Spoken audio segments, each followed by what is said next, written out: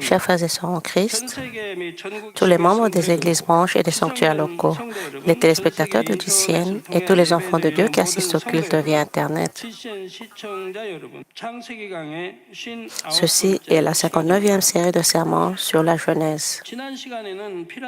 Dans la dernière session, j'ai expliqué 3 aspects des pyramides qui suscitent des interrogations chez les gens. Grâce à des recherches continues menées par des chercheurs, des faits étonnants ont été révélés qui rendent difficile de croire que les pyramides ont été construites il y a 4500 ans. Il y a donc maintenant des gens qui prétendent que les extraterrestres d'une civilisation hautement développée ont dû les construire. Ils reconnaissent que les pyramides ont été construites par des êtres dépassant les connaissances et les capacités humaines. Maintenant, nous savons que le premier homme, être vivant, était Adam. Adam avait reçu de Dieu une grande connaissance et une grande sagesse. Il voyageait fréquemment sur Terre parce qu'il devait également gouverner la Terre. Le moyen de transport utilisé à cette époque était le véhicule volant, connu aujourd'hui sous le nom d'OVNI. Adam et les habitants du Jardin d'Éden utilisaient déjà couramment des machines volantes dans le temps ancien, bien au-delà de notre imagination.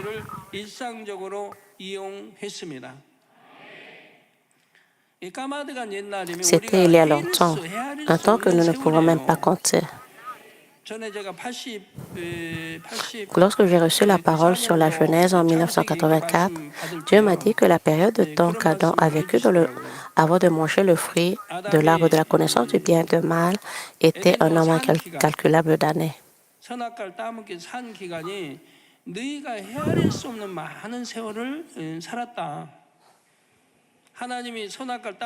Dieu a dit à Adam que s'il mangeait le fruit de l'arbre de la connaissance du bien et du mal, il mourrait sûrement.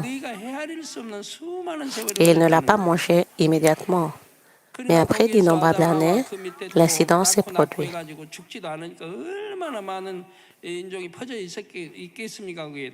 À cette époque, Adam et Ève ont eu des enfants sans mourir et se sont multipliés de sorte que le Jardin d'Éden n'avait pas la taille d'une petite ville ou d'un village auquel les gens sur Terre pensent aujourd'hui.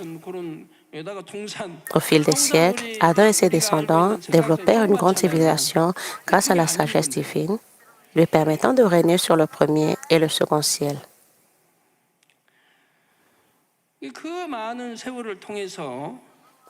또 하나님이 이제 주신 지혜와 명철이 모든 게 갖춰져 있지 않습니까, 아담은? 모든 세계를 지배하고 다스리고 정복할 이게 1차원, 2차원으로 하늘을 지배하고 다스리는 그런 능력이 있으니까. L'Éden était si vaste qu'il n'avait pas besoin de gratte-ciel ni d'électricité. 발달이 오지만 우리가 상상하는 이런 뭐 아파트가 생기고 빌딩이 생기고 이런 건 없습니다. 그런 거는 필요치가 않으니까. Cependant, il ne développe pas les technologies nécessaires à un niveau très élevé. 거기 뭐 전기가 필요 있는 것도 아닌 것이고 거의 그런 거는 필요가 없어요. 그렇지만 필요한 것들은 지의 발달에서 만들어졌다는 얘기예요. Tout ce que les gens avaient besoin dans le Jardin d'Éden se trouve là, avec une technologie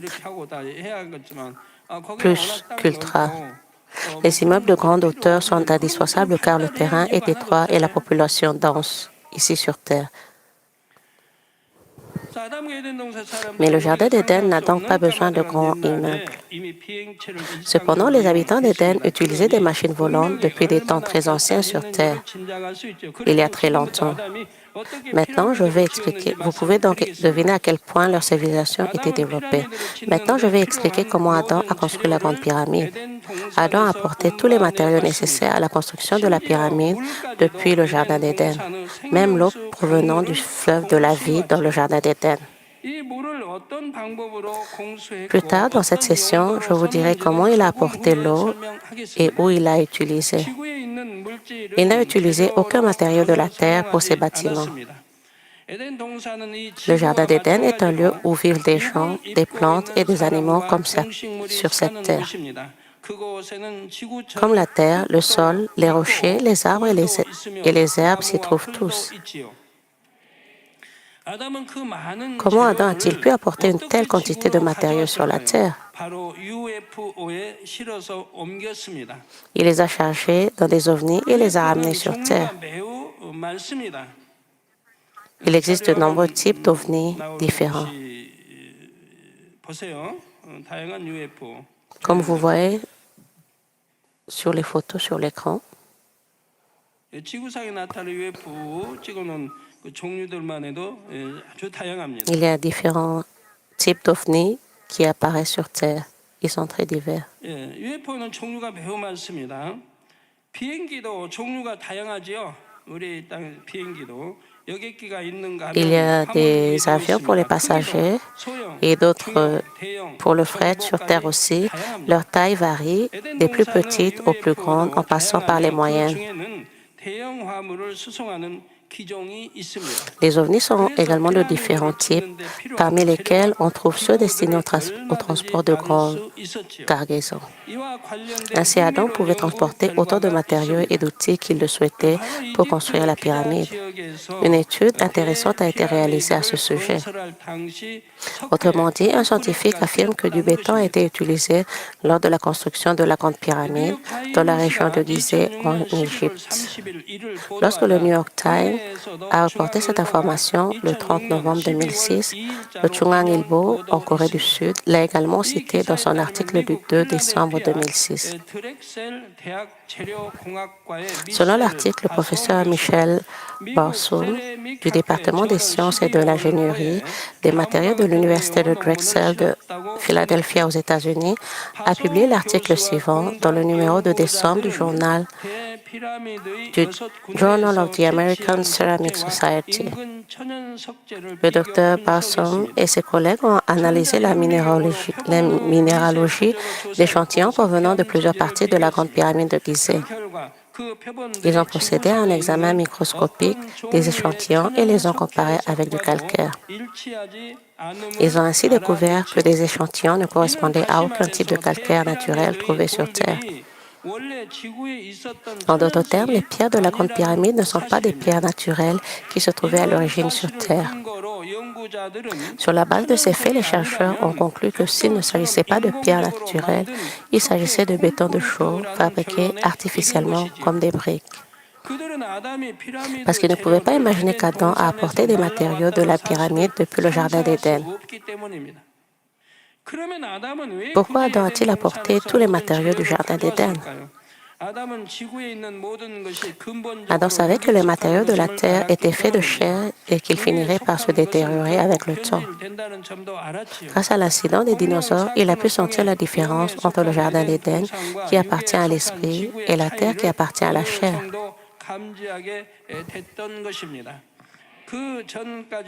Jusqu'alors, il ne le savait qu'en théorie, mais il a confirmé grâce à l'incident des dinosaures. Adam a construit la pyramide en utilisant des matériaux provenant du Jardin d'Éden, le monde spirituel, et non des matériaux corruptibles de la chair. Cependant, les matériaux apportés du deuxième ciel se sont également progressivement détériorés au fil d'innombrables années. Cela a été érodé et décoloré par rapport à sa forme originelle lorsqu'Adam l'a construit.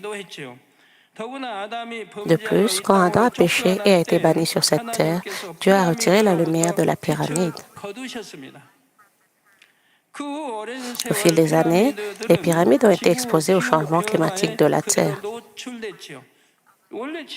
La vitesse du changement était plus lente que celle des matériaux de la Terre, mais ils ont sûrement changé petit à petit. C'est le point faible des matériaux du deuxième ciel. En revanche, ce qui appartient au troisième ciel, qui est la troisième dimension, ne change jamais. Peu importe combien de temps il reste sur Terre.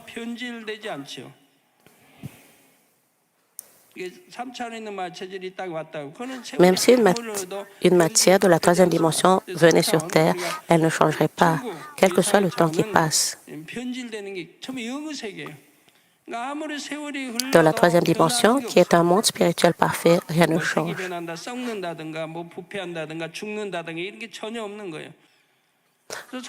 Les choses qui appartiennent à la troisième dimension ne changent pas de couleur, ne périssent pas et ne décomposent pas, peu importe le passage du temps. Les choses.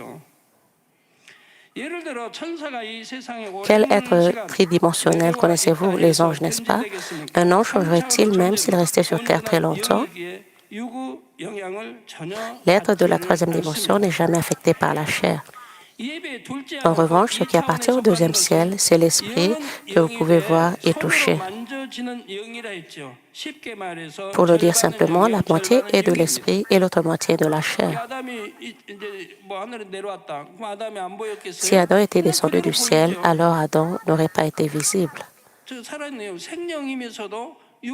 Cela signifie qu'il était une âme vivante, qu'il était vu parce qu'il portait un corps physique.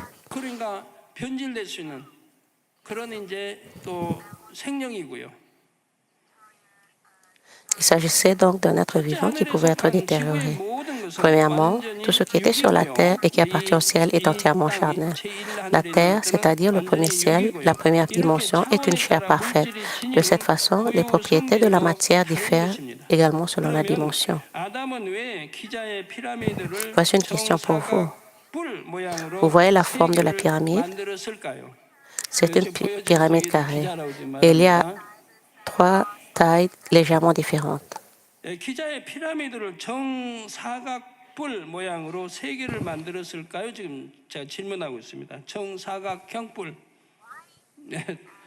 Pourquoi est-ce que Adam a construit ces 3 pyramides de tailles différentes?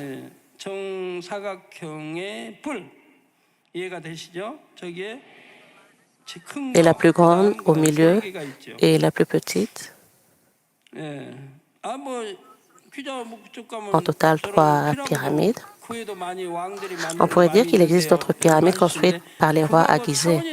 Mais les grandes pyramides sont également différentes des autres, tant sur le plan technique que spirituel.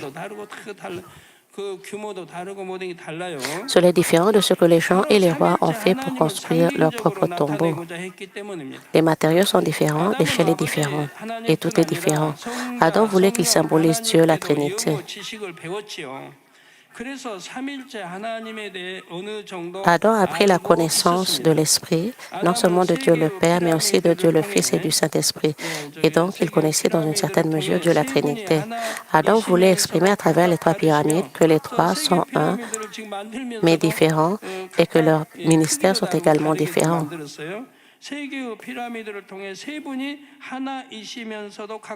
Il a construit les 3 pyramides, chacune de taille et de forme différentes. Tout d'abord, la forme d'une pyramide est une structure qui s'étend vers le bas dans 4 directions à partir d'un seul point au sommet. Cela représente que Dieu, la Trinité, est séparé de Dieu, l'origine. Adam a construit ces 3 pyramides, ce qui signifie que Dieu, la Trinité, existe en tant qu'être individuel. De plus, les 3 pyramides sont un peu différentes dans leur taille et leur structure. Cela montre que l'identité et la mission de la Trinité sont différentes. Adam a également recouvert la surface de la pyramide de pierre bien taillée qui ressemblait à du verre. Au début, tout était recouvert de pierre polie comme du verre. La lumière de cette pierre lisse qui recouvrait toutes les pyramides n'était pas la lumière de cette terre. Elle rayonnait donc au loin.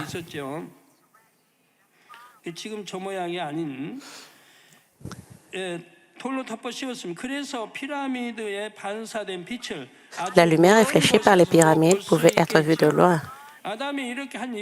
La raison pour laquelle il l'a fait est qu'il soit visible depuis le 2e et le 3e ciel.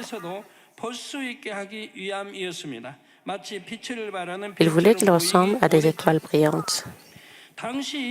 À cette époque, il n'y avait pas d'être humain sur Terre.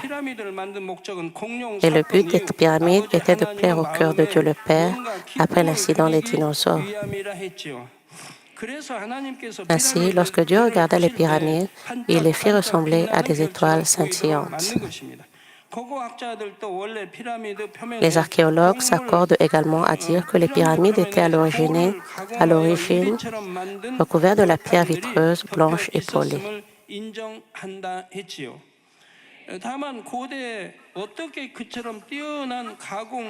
Cependant, ils se demandent simplement comment une technologie de traitement aussi excellente était disponible dans l'Antiquité. Il y a tellement de choses qui restent sans réponse. En fait, elles ne peuvent pas être résolues. Malheureusement, la pierre à la surface de la pyramide n'est plus là, car les générations suivantes ont arraché toutes ces pierres. C'étaient des dalles de pierre très lisses, car elles avaient été initialement taillées au IIe siècle, puis transportées par des ovnis et fixées. Le matériel et pierres utilisées n'existe pas sur cette terre. Le but initial d'Adam, en construisant les pyramides sur terre, était de montrer son autorité et sa dignité. Il voulait montrer sa dignité et son nom en tant que celui qui soumet et règne sur le premier ciel, y compris la terre. Il avait prévu de construire des pyramides avec ce plan en tête, mais il l'a changé après avoir été témoin de l'incident des dinosaures. Il a ensuite changé son plan afin de plaire à Dieu le Père. En termes simples, Adam avait initialement l'intention de créer quelque chose à montrer à lui-même, mais il a ensuite changé en quelque chose à offrir à Dieu. Si vous regardez les grandes pyramides, il y a aussi des parties qui symbolisent la puissance et la majesté d'Adam. Je l'ai expliqué la semaine dernière. Pourquoi Adam a-t-il changé d'avis? La signification la plus importante des pyramides est qu'elles symbolisent Dieu la Trinité.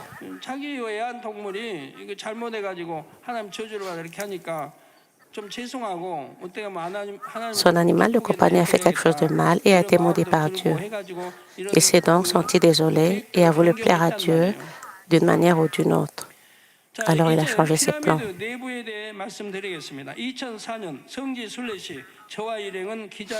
Parlons maintenant de la structure interne des pyramides. Lors de mon pèlerinage en 2004, mon équipe missionnaire et moi avons pu voir les pyramides de Gizeh. Pour des raisons locales, nous avons été autorisés à entrer dans la plus petite pyramide des trois. Je pouvais sentir l'énergie spirituelle dans chaque coin de la pyramide et je pouvais ressentir qu'elles étaient connectées à l'espace spirituel. Lorsque mes yeux se sont ouverts spirituellement, j'ai vu les murs intérieurs entourés de quelque chose comme du verre.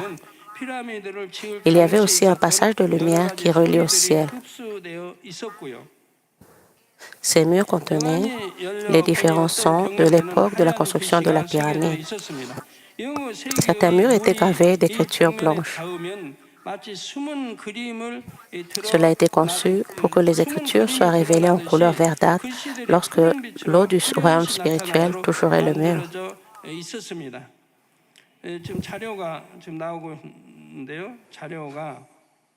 Vous voyez la scène.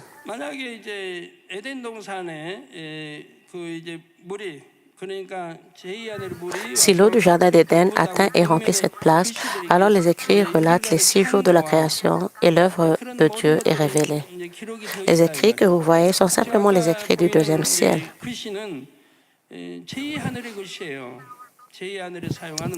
Autrefois, quand nous regardions nos livres, nous les lisions de droite à gauche, de haut en bas.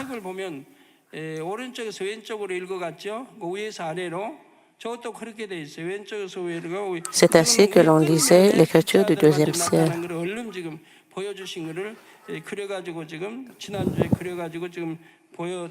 C'est ce que j'ai vu, les lettres à l'extrémité supérieure, et je les dessinais. Adam a rempli la zone avec l'eau de la vie du Jardin d'Éden lorsqu'il a construit la pyramide. J'explique les inscriptions sur le mur qui font briller une lumière verte dans l'espace lorsqu'il est rempli d'eau de la vie. C'est l'esquisse de l'œuvre de la création de Dieu. Dieu a dit qu'il avait expliqué les œuvres de la création en 6 jours de manière très détaillée lorsqu'Adam a construit les pyramides. Dieu a expliqué les œuvres depuis le premier jour jusqu'au jour où il s'est reposé. Dieu voulait qu'Adam comprenne son amour dans son explication. Adam a gravé l'esquisse de l'œuvre de la création de Dieu sur la paroi intérieure des pyramides d'une manière spéciale. Il a fait en sorte que les écrits soient révélés avec des lumières brillantes lorsque l'eau du royaume spirituel touchait le mur. Il y a aussi des choses intéressantes à l'intérieur de la grande pyramide. Il y a quelques pièces appelées chambre du roi et chambre de la reine, ainsi que des passages. Dans le lieu appelé la chambre du roi, il y a ce qui semble être un cercueil en pierre.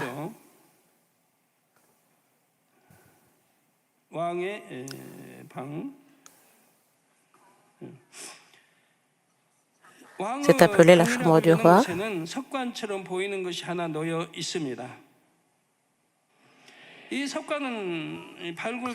Dans le lieu appelé la chambre du roi, il y a ce qui semble être un cercueil en pierre.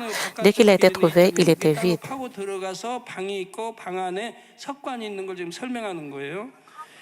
La longueur du cercueil est de 2,27 mètres.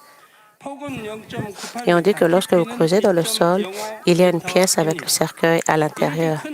Il mesure 0,98 mètres de largeur et 1,5 mètres de profondeur.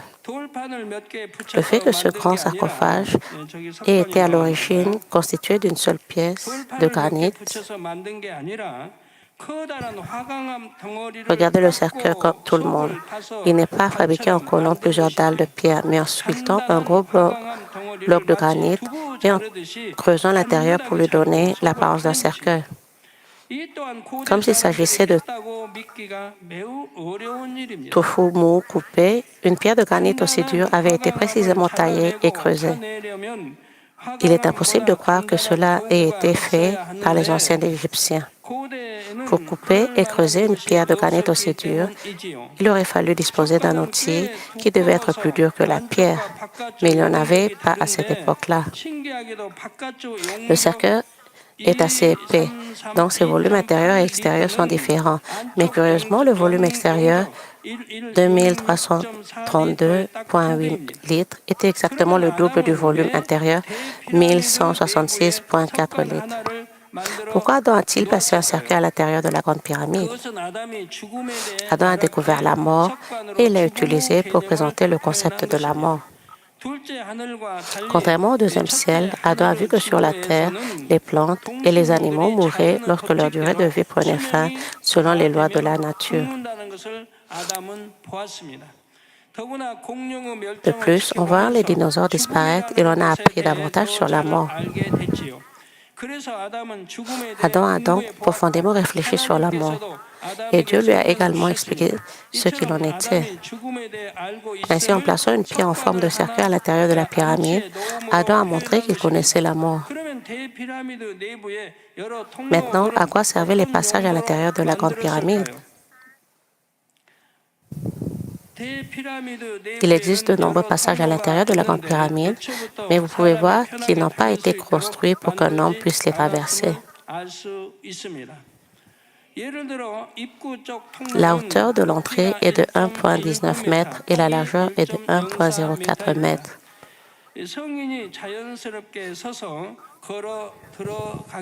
Il est difficile pour un homme adulte d'y entrer confortablement. De plus, il est incliné vers le bas d'environ 26 degrés sur 105 mètres et il n'y a pas d'escalier. Tous les autres passages n'ont pas d'escalier non plus. Il y a 4 passages de 23 cm sur 22 cm.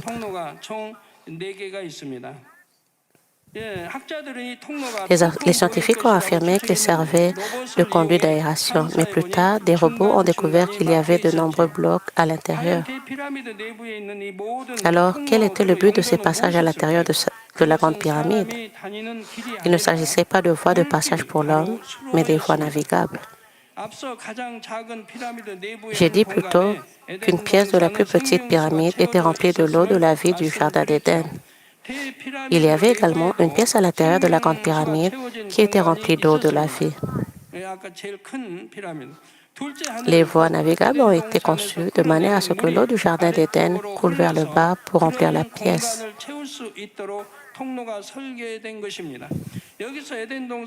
Au fait, l'eau du Jardin d'Éden n'a pas été transportée par un ovni. Contrairement au déluge de Noé, l'eau n'a pas été déversée du ciel par les portes ouvertes. Il y avait un passage spirituel qui reliait les voies navigables à l'intérieur de la pyramide à la rivière d'eau de la vie dans le Jardin d'Éden. Lorsque la porte du passage spirituel fut ouverte, les eaux du Jardin d'Éden coulèrent dans la pyramide. Ainsi, à l'intérieur de la pyramide, il y avait un passage qui reliait le Jardin d'Éden au monde spirituel. Chers frères et sœurs en Christ, quand Adam a construit les pyramides, il n'avait pas fait tout le travail lui-même. Sous les instructions d'Adam, les descendants d'Adam ont aidé à la construction. De plus, les chérubins du Jardin d'Éden devinrent également une grande aide. Et ainsi, les pyramides ont été construites en très peu de temps. Certains scientifiques affirment que des centaines de milliers de personnes ont travaillé pendant plus de 20 ans pour construire la Grande Pyramide. Il est vrai que cette construction a pris plus de 20 ans selon les connaissances humaines. Cependant, de nombreux aspects restent encore inconnus, comme par exemple où et comment ces pierres de 2,5 tonnes ont été transportées et empilées après avoir été minutieusement sculptées.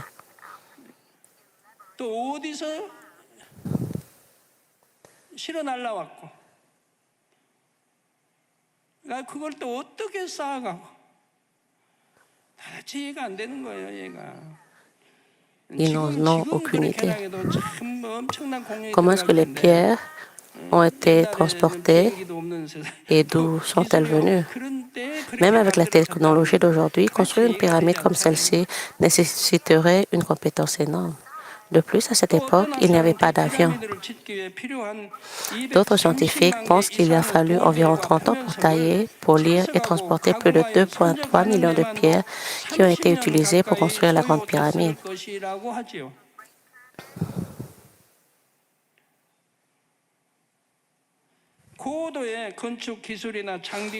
Si le travail des hommes avait été la seule ressource sans technique de construction hautement développée et outils appropriés, leur proposition semblerait naturelle. Cependant, il n'existe pas de réponse appropriée à la question de savoir où les gens de cette époque extrayaient les pierres, comment elles étaient transportées, taillées et empilées. Comment un travail qui n'est pas facile, même avec la technologie d'aujourd'hui, aurait-il pu être possible il y a des milliers d'années? En fait, la réponse ne peut pas être facilement trouvée, peu importe combien ils étudient. Mais le fait est que cela n'a pas pris beaucoup de temps quand Adam a construit les pyramides. Ce n'était pas une tâche difficile pour Adam de construire les pyramides avec les connaissances et la technologie du deuxième siècle. Aux yeux des gens, la conception et la construction semblent être complexes et difficiles. Le niveau de technique nécessaire est différent lorsque vous construisez un immeuble de grande hauteur et une maison à un étage. Vous aurez probablement besoin de techniques et de méthodes très développées pour construire un immeuble de grande hauteur. Aux yeux de ceux qui construisent que des maisons à un étage, ceux qui construisent des immeubles de grande hauteur ont l'air exceptionnels. Cependant, les personnes qui ont construit de nombreux immeubles de grande hauteur ont les compétences et le savoir-faire nécessaires pour le faire sans trop de difficultés. Les gens peuvent considérer les pyramides comme étant exceptionnelles s'ils les regardent en se basant sur la connaissance de ce monde. Pour Adam, qui avait un niveau de connaissance bien plus élevé que celui de ce monde, la construction n'était pas complexe. Les pyramides appliquent des connaissances mathématiques que les peuples anciens ne pouvaient pas connaître. Mais cette connaissance n'est ni complexe ni difficile pour les habitants du Jardin d'Éden, qui est un monde spirituel. C'est comme si un lycéen pouvait facilement résoudre un questionnaire de mathématiques à l'école primaire. Les mathématiques élémentaires sont faciles pour les lycéens. Même les élèves les plus faibles du secondaire peuvent facilement résoudre des problèmes de mathématiques élémentaires. Le niveau de connaissance et de sagesse entre ce monde physique et le monde spirituel est différent. Ainsi, quelque chose qui paraît compliqué dans une perspective charnelle est très simple dans une perspective spirituelle. Disons que vous essayez de mesurer un stade de football avec une règle de 10 cm de long. Ce sera très difficile et cela prendra beaucoup de temps. Et si vous utilisez une règle d'1 mètre de long, vous pouvez le terminer 10 fois plus vite. Bien que la construction de la pyramide ait été une entreprise énorme pour un homme d'ici, ce n'était pas une tâche aussi difficile pour Adam. Les scientifiques ont découvert que l'unité de mesure utilisée dans la conception et la construction des pyramides était tout à fait unique.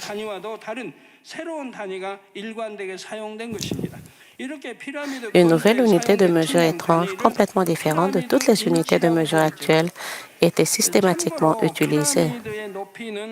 L'unité de mesure utilisée pour construire les pyramides s'appelle pouce pyramidal. Un pouce de pyramide équivaut à 63,7 cm.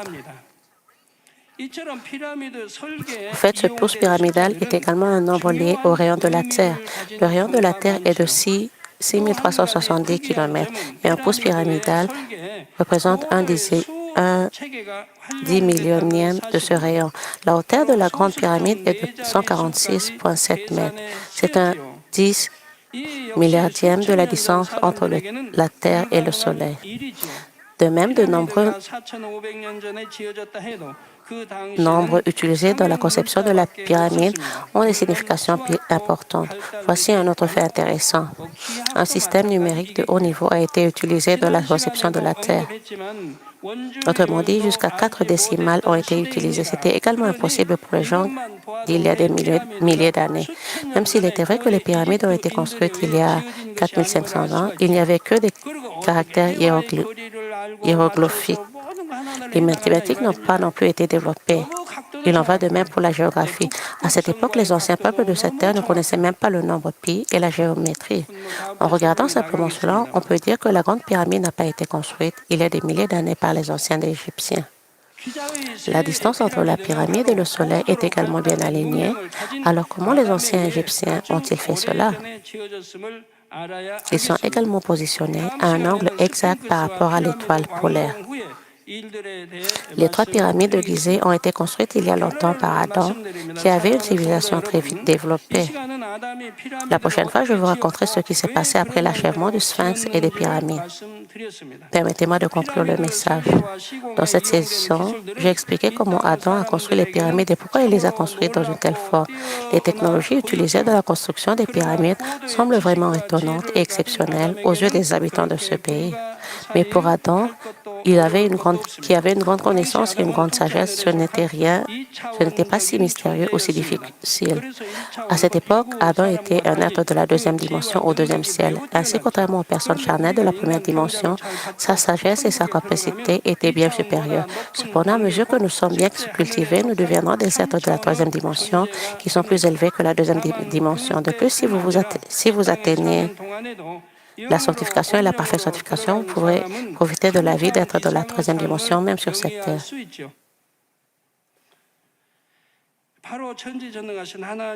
C'est-à-dire que par la foi en Dieu Tout-Puissant, vous pouvez recevoir la force et la sagesse du ciel. C'est pourquoi notre Jésus a dit dans Marc 9, 23, « Tout est possible à celui qui croit ».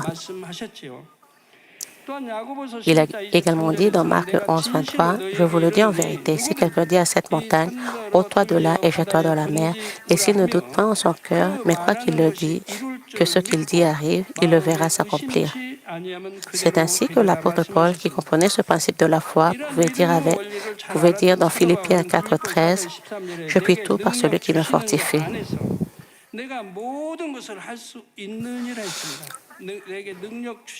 Autrement dit, tout peut être fait à condition de ne pas aller au-delà de la volonté de Dieu.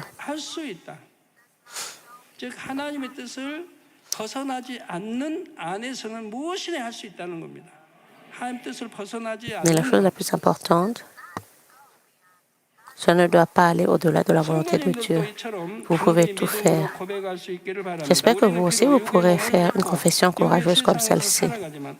Même si nous vivons dans ce monde charnel, dans un corps de chair, notre citoyenneté est au ciel. Nous sommes des enfants de Dieu nés de nouveau par le Saint-Esprit. Vous pouvez être spirituellement plus élevé qu'Adam qui vivait dans le jardin d'Éden du deuxième ciel. Vous ne devez pas seulement ne pas oublier ce fait, mais toujours le garder à l'esprit. Je prie au nom du Seigneur pour que vous receviez la sagesse spirituelle et la puissance venant d'en haut et que vous viviez d'une vie bénie où rien n'est impossible et où tout se passe bien. Amen. Prions pour son sujet du message. 아담은 아버지 까마득한 우리 옛날의 비행체를 가지고 아버지 이 땅에 와서 아름다운 아버지 또 피라미드를 아버지 건축했습니다. 이의 것으로는 아버지 하나님 또 쉽게 만드셨지만은 이 땅의 지식으로는 어렵다 했습니다. 피라미드를 통해서 아버지 하나님을 또 나타내 보이셨고 또 이 땅의 아버지 지식으로는 아버지 하나님 얼마나 어렵다는 것을 우리 인간들이 깨달을 수 있는 귀한 말씀을 허락해 주심을 감사합니다. 이 아버지 또 창세기를 통해서 저희가 하나님의 깊고 오묘하신 뜻들을 밝게 분별하고 깨우쳐서 능력될 수 있도록 도와주시옵소서. 주여 감사합니다. 우리 주 예수 그리스도 이름으로 기도하옵나이다. 아멘. 원로 목사님의 환자를 위한 기도를 받겠습니다. Comme nous recevons la prière du pasteur titulaire, 아프지 않으신 분들은 s'il vous plaît, posez vos mains sur vos parties malades ou parties faibles de votre corps. Et si vous n'êtes pas malade, posez vos mains sur votre torse pour recevoir la réponse par la foi. Alléluia, Dieu Tout-Puissant, notre bien-aimé Père. S'il te plaît, pose tes mains sur tous les croyants qui reçoivent cette prière maintenant. Montre tes œuvres qui transcendent le temps et l'espace à ceux qui reçoivent cette prière via GCN, Internet et la télévision par satellite dans les églises branches et les sanctuaires locaux, ainsi que tous les autres enfants de Dieu dans le monde. Donne-leur la foi pour croire du tout leur cœur. Chasse les pensées négatives et les doutes et chasse tout test et épreuve. De la tête aux pieds, tous les entrailles, articulations, nerfs, tissus et cellules, quelle que soit la partie malade, brûlez avec le feu du Saint-Esprit et la lumière originelle. Au nom de Jésus-Christ, je commande à l'ennemi, le diable et Satan, que toutes les maladies, germes et virus et infirmités disparaissent, que la lumière soit. S'il te plaît, brûle toutes les maladies terminales et incurables avec le feu du Saint-Esprit. Chasse toutes les maladies endémiques, dont la malaria et le paludisme. Toutes les maladies contagieuses, y compris le rhume, la grippe et la fièvre, disparaissaient. Protège-les de toutes sortes de germes et de virus. Guéris-les de toutes sortes de cancers, de l'estomac, du poumon, du foie, du sein, de l'utérus et de l'intestin. Le sida, la leucémie, l'apoplexie cérébrale, l'hypertension et l'hypotension artérielle, le diabète, les problèmes de thyroïde, les maladies cardiaques, pulmonaires et maladies de femme, ainsi que toutes les inflammations disparaissaient. Guéris-les de la polio, des accidents vasculaires cérébraux, de l'arthrite et des hernies discales, maux de dos, maux de tête, névralgie et toute autre douleur disparaissaient. Épilepsie, autisme, dépression, névrose et autres maladies mentales disparaissaient. Toutes sortes de paralysies, soyez déliés. Levez-vous, marchez et sautez. Que les yeux puissent bien voir, que les oreilles puissent bien entendre, que les aveugles voient, les sourds entendent et les muets parlent. Guéris-les des séquelles de toutes sortes d'accidents, restaure leurs os brisés. Restaure-les des brûlures, permet que la chaleur et la sensation de brûlure disparaissent. Père, qu'il ne reste aucune cicatrice. Soyez purifiés de toutes sortes de dépendances à la drogue, d'empoisonnement et de toxicomanie. Permet que les nerfs, tissus et cellules mortes soient régénérés. Redonne vie aux morts. Donneur la bénédiction de la conception, recevez la bénédiction de la conception. Au nom de Jésus-Christ, je commande à l'éliminer le diable et Satan, au maître de la puissance de l'air, aux forces maléfiques et des lieux célestes et à leurs serviteurs, disparaissez. Disparaissez, esprit mauvais, impur de fausseté et trompeur, esprit de séparation de toutes les forces des ténèbres, déliez-les des ténèbres disparaissez. Que la lumière soit. Dieu le Père, donne-leur la force de s'écrire dans la prière et la puissance de se débarrasser des péchés et de se sanctifier. Comme leurs âmes prospèrent, que tout aille bien pour eux et que leur famille soit évangélisée. Protège-les de toutes sortes d'accidents et de catastrophes tout au long de cette semaine et bénis-les pour qu'ils mènent une vie prospère sans aucun problème. avec les feux ardents du Saint-Esprit, de l'armée céleste et des anges, et avec des yeux ardents, protège tous tes enfants, leurs familles, leur lieu de travail et leur commerce.